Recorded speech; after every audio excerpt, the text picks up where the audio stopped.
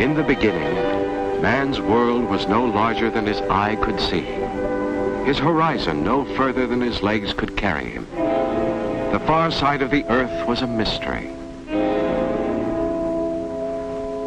Slowly, bit by bit, down through the centuries, man ventured out across the seas, groped his way to the distant corners of the earth, marked the lonely latitudes, explored the jungles, discovered the poles. By the beginning of our century, most of the world was on the map. But for the ordinary man who wished to know the far places, to see Baghdad, Bangkok, Istanbul, Rio, to walk the streets of London and Athens, for him, time was the enemy. So vast an earth, so little time, until now, until the birth of this new age, the age of the jet.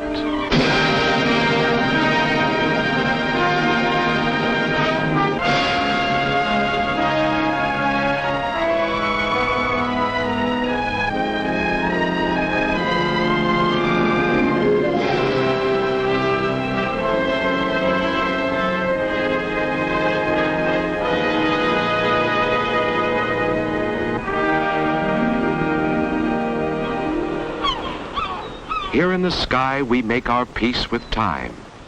The sky is our element now. Up here is where man conquers the clock and the calendar. It took the pilgrim ship Mayflower 65 days to batter its way across the Atlantic. An American's jet clipper makes it in 6.5 hours. It took the conquistador Francisco Pizarro 4 heartbreaking months to get from Panama to Peru. Jet passenger time from New York to South America is 4 hours and 15 minutes. It took Sir Francis Drake 3 years to circle the globe. An American's jet clipper can fly around the world in less than 3 days.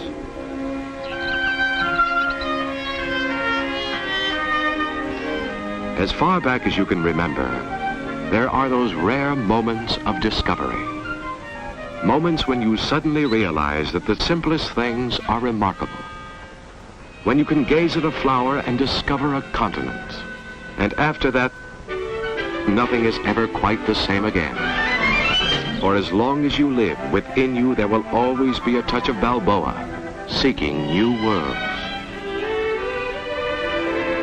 There is a curiosity in us all, a restless hunger to learn. And out of it has come mankind's most profound triumphs. In the child who watches and waits, and wonders how and wonders why, you can see Copernicus struggling to unlock the secrets of the universe, and see Sir Isaac Newton groping towards the truth of gravity. Now, in our lifetime, comes one of those rare moments when a great door swings open and man enters a new age, the age of the jet. No one person brings a new age. It is ushered in by thousands. Most become obscured by the haze of history. Who was Magellan's cook or Columbus's carpenter? No one can tell you their names, yet each did his part to change the world.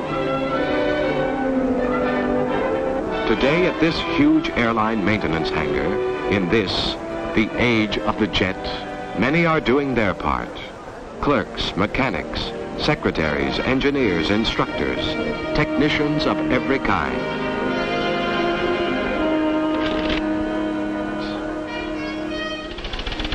Communications checking in messages from Buenos Aires. A memo from London, an urgent request from Rome. And meanwhile, up in scheduling, every flight is planned, every crew member assigned for weeks ahead. Which plane will be in Tokyo on the 15th? Which pilot will be in Johannesburg on the 22nd? Which navigator will be leaving New York on the 29th and landing in Istanbul on the 30th?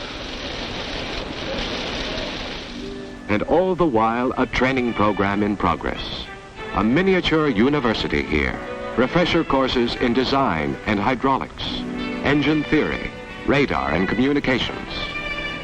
Crack flight engineers, mechanics with a dozen years experience, going back to the classroom to keep in touch with the latest developments of the jet.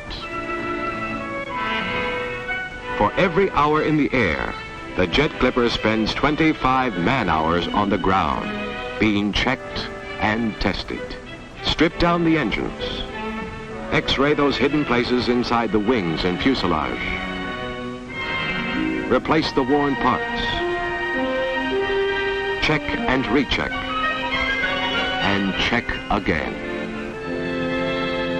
Jet Clipper 709 to maintenance foreman. Jet Clipper 709 is ready to be towed to run up spot. Number 3C, number 3 engine change, hot section on number 1. Please notify yard crew to move aircraft to run up spot. This is the nerve center. Maintenance control. In touch with every ground crew on the line. Knowing just what has to be done to each plane and knowing exactly when it will be ready to fly. Jackson, you got some complex in Santa Maria. Oh, very nice. Jackson?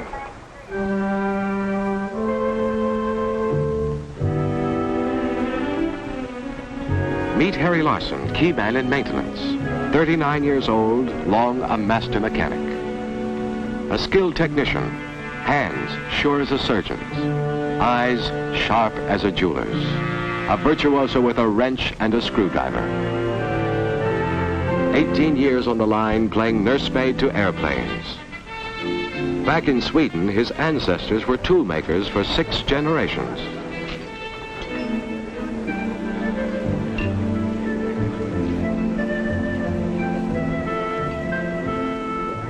Sometimes I come in for work in the morning and find myself thinking of everything going on in just this one building.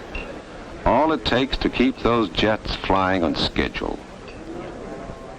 Right here in maintenance control is where I begin my day. Stop by and pick up my assignment. Flight 116. She has to be checked out and ready to take off for Paris in exactly 3 hours.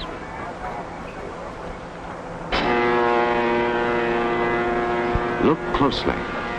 This is the key that unlocks the door to a new age.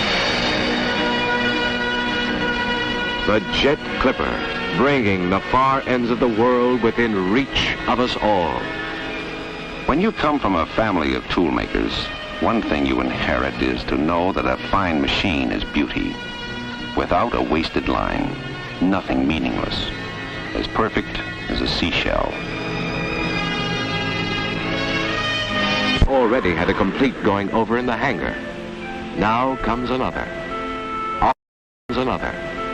Operational check. Tool bench. My father used to say, make it clean, make it simple. They sure did it with this jet engine. The air just drives in through the front, gets squeezed by the compressor, heated by a burner to build pressure, then shoots out through the tailpipe. The Jet Clipper. Twice the length of a railroad car, with a wingspan big enough to line up a regiment. Cruising speed, 600 miles an hour.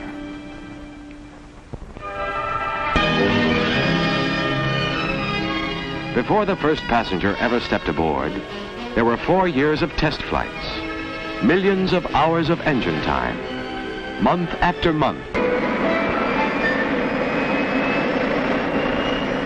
For all its power, it's the simplest aircraft engine ever devised.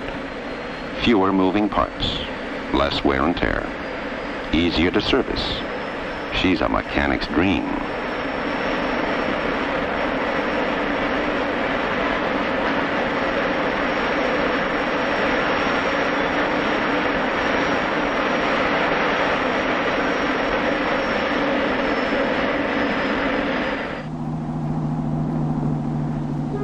It takes an intricate team to open the door of a new age. His name is Captain Don Michaels. pilot on the jet run to Paris this afternoon. 20 years of flying experience, including 1,000 hours in jets.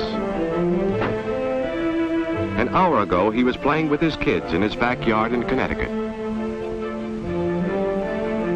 Before dawn tomorrow, he'll be checking into a hotel off the Champs-Élysées.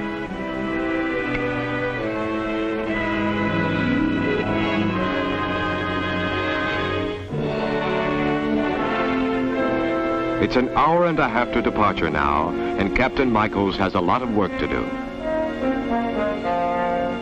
Pick up the flight plan and weather folder. No problems today. Up there in the jet stream, it'll be clear skies and a tailwind all the way across the Atlantic.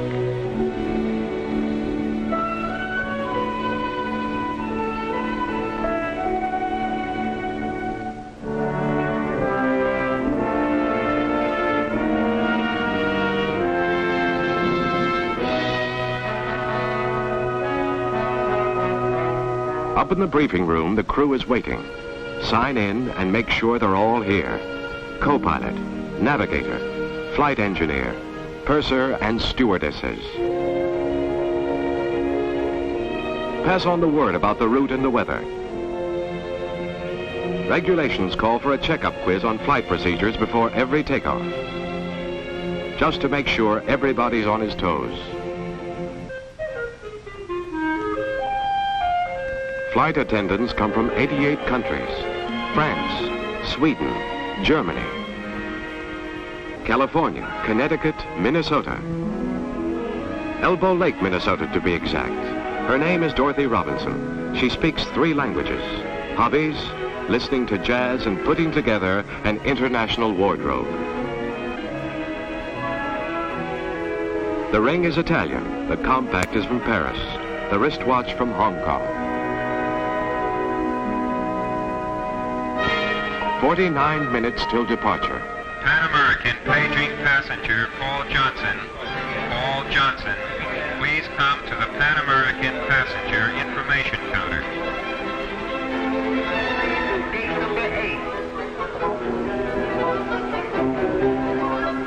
There are explorers who will never have their statues in a public square.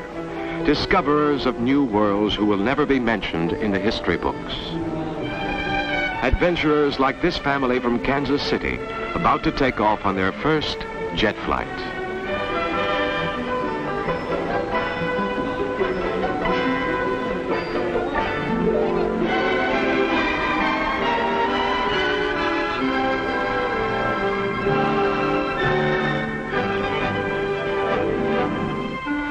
"45 minutes till departure, and they've buttoned up the operational check now.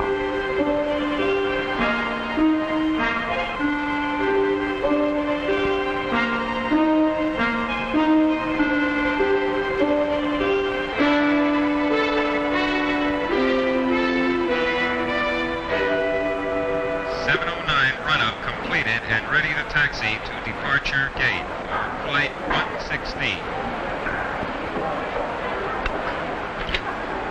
Maintenance foreman to scheduling, Clipper 709 leaving for departure gate.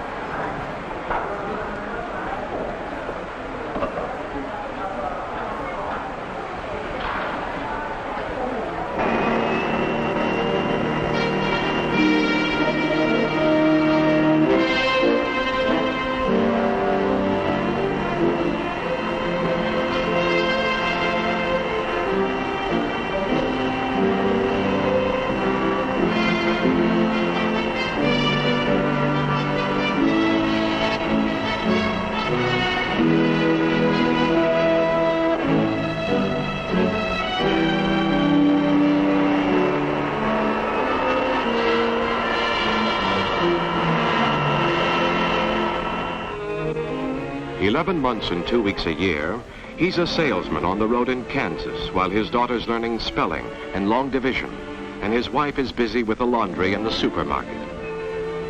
But for the next 2 weeks, they'll be Marco Polo and company journeying to Cathay. Cathay being a blaze of lights on the River Seine called Paris. All the months of planning, dreaming, wondering. What will it be like to fly in a jet? Now when the answer is so close, every tick of the clock seems an eternity.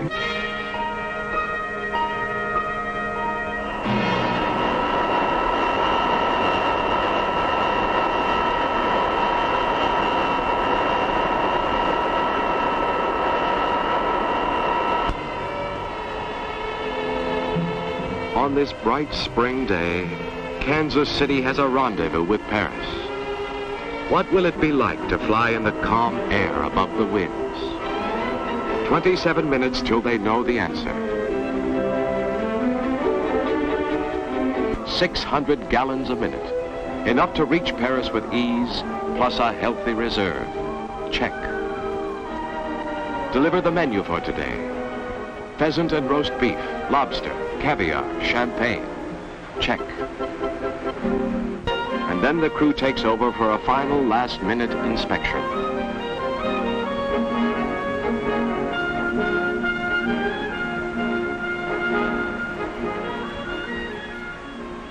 Seeing her here on the ground, you can't know what she's like. Believe me, you don't really know a jet until you fly in it.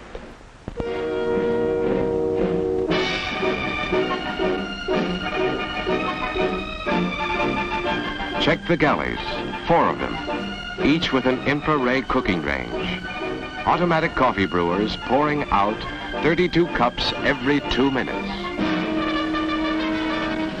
Check the cabin lights, air conditioning. Notre Dame stands waiting in all its stone glory. Paris waits.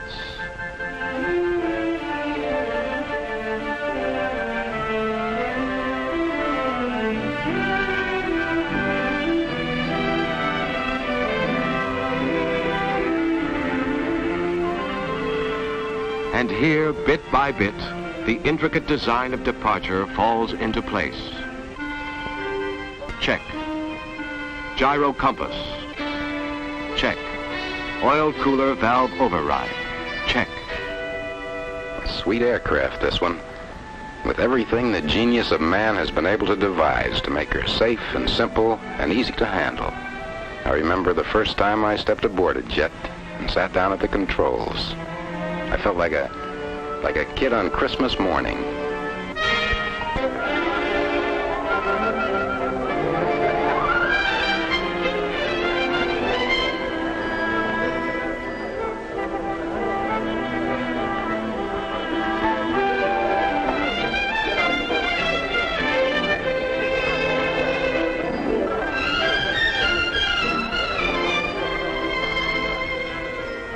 Time is racing now.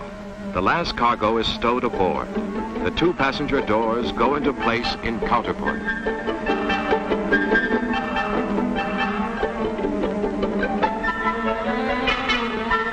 Good afternoon, ladies and gentlemen. This is Pan American 707 Jet Clipper Service, Flight 116 to Paris.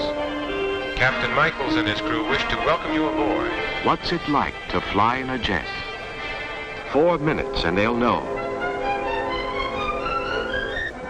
What's it like?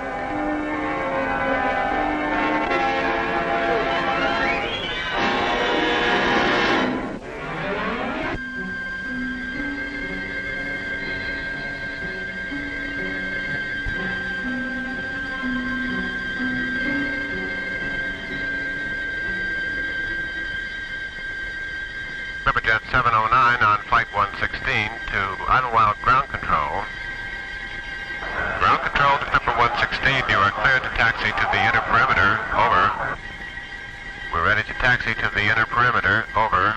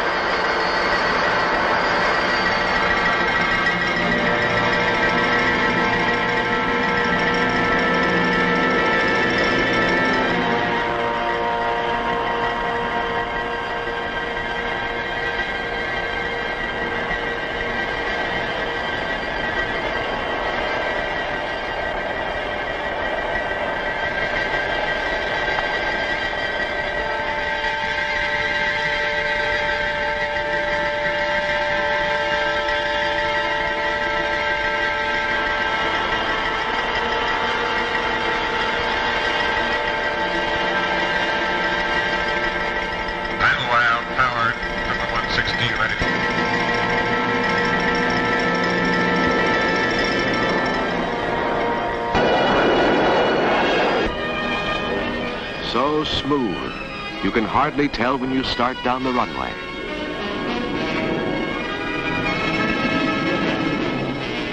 And suddenly you're airborne. You wonder for a moment what's missing, and then you realize what it is.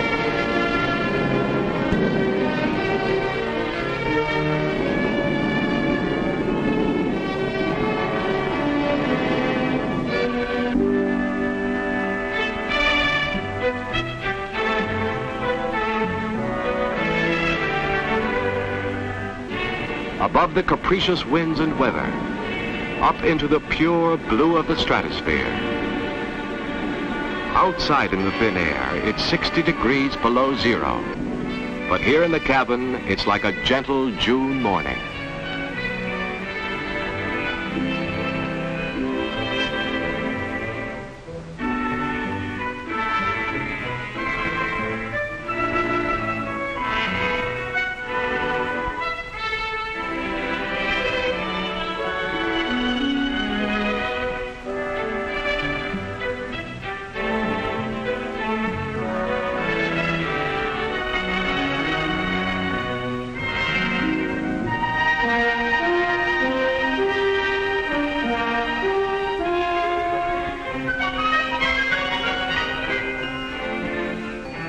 Up here, the sky is blue, deep blue, bluer than any sea. There is no sensation of speed. You seem to be floating motionless in the air, and a kind of peace settles over you.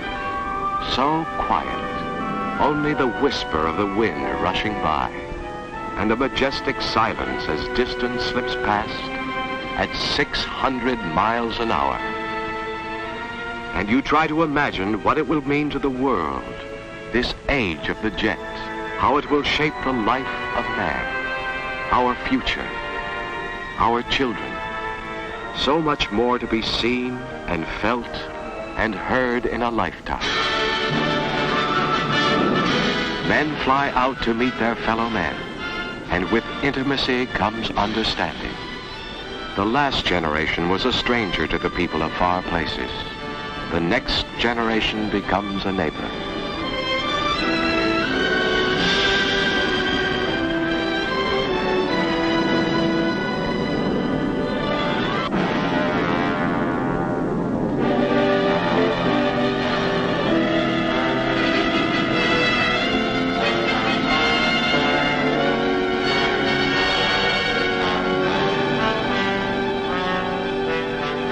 The jets inscribe their signature across the sky.